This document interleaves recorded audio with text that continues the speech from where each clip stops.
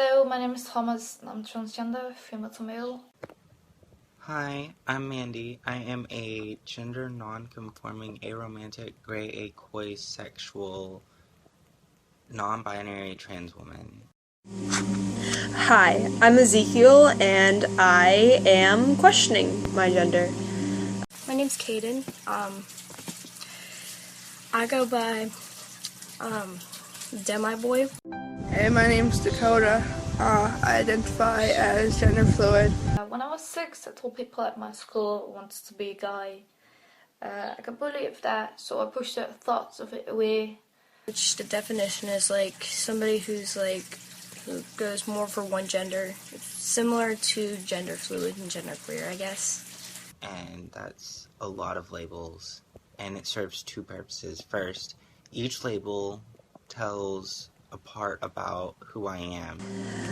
For the longest time, I can remember that I didn't see much of a difference between the two genders, but as I got older, I began finding a sort of importance in my gender identity. It wasn't until last year I began identifying as gender fluid. And what that means is some days I identify as a guy, and some days I identify as a girl. Some days I identify as both, and some days I identify as neither. I'm also kind of questioning about that, so don't quote me. And it also shows how silly it is to try and label something as complex as our orientations or our identities that come in these vast varieties, and you'll probably don't even know what all of those mean.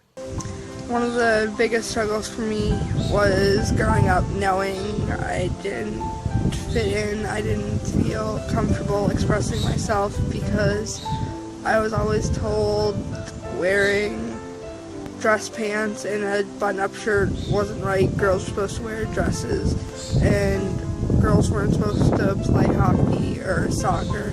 Girls were supposed to play sting. Girls were supposed to dance, basically, and that just didn't feel right to me.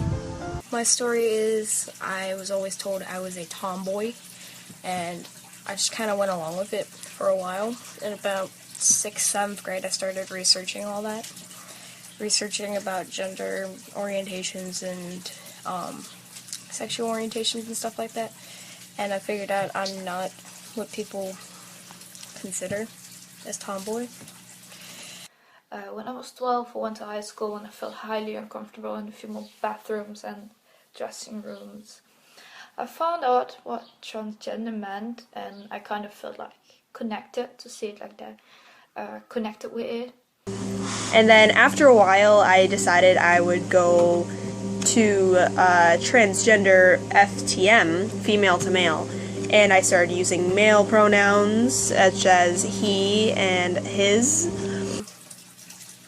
When I was about in kindergarten or 1st grade, I started, whenever they would line people up, it's like boys and girls, like I'd always go over to the boy side instead of the girl side.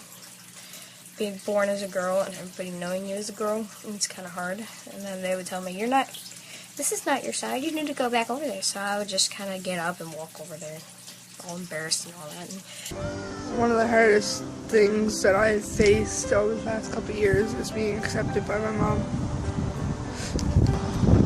It's hard for her to understand because growing up, she grew up with my grandmothers who were really religious, and she just didn't understand what being gender fluid meant, and she didn't think that it was an actual thing. She thought I was lying to her.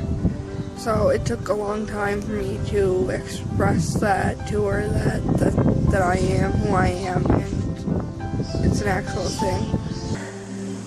When I began using male pronouns, my family was not very supportive of it. My grandmother told me to stay in the closet and remain a girl. My grandfather doesn't know how to deal with that. I live with my grandparents, by the way.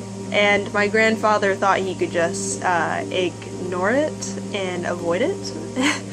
So he doesn't talk about it at all, and he doesn't like it. I came up to my friends' parents and grandparents, who all were really supportive, and even though I deal with my depression and a lot of hate. I also have my dysphoria, but you know, I get to a better direction, I get into a better life.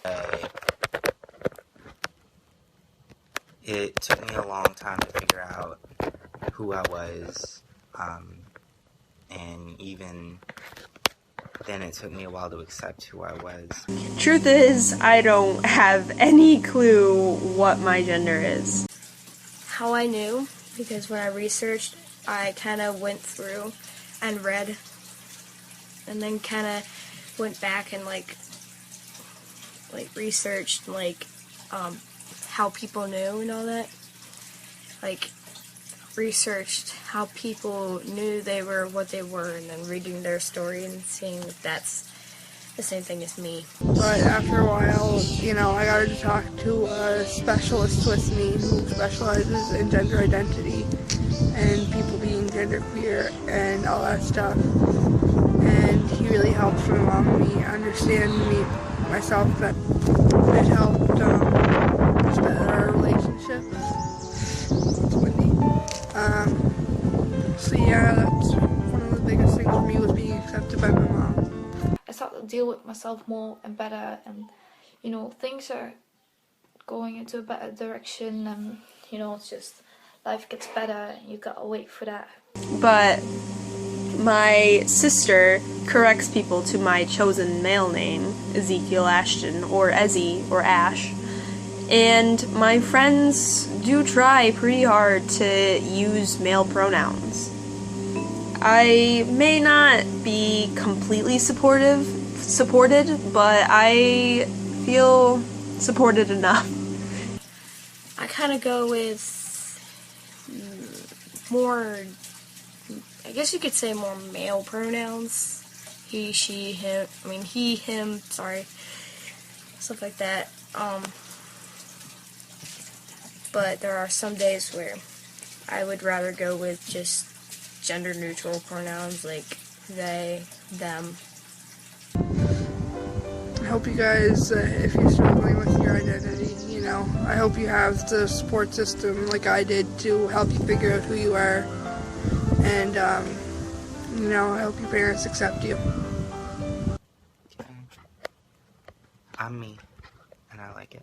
And one day I'll figure out my gender identity. It might take me a while, but I'll figure it out. And you, if you're questioning too, then you will too. And just know you'll figure it out one day. But good luck. Everything's fine. And yeah. And you know, thank you and bye.